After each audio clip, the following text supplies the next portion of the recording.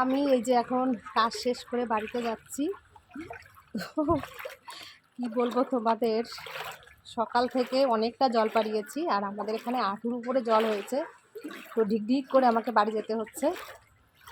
এখান থেকে আমাদের বাড়ি যেতে গেলে প্রায় 15-20 মিনিট লাগবে। তো এই 15-20 মিনিট ধরে এই জলের ভিতরে থাকতে হবে, অনেকটা জল।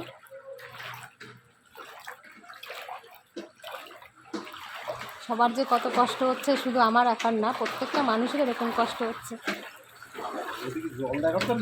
হ্যাঁ, জল আস্তে পড়ে যাবে।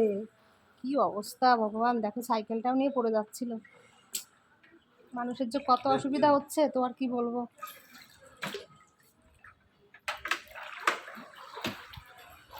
তো এই হলো পরিস্থিতি।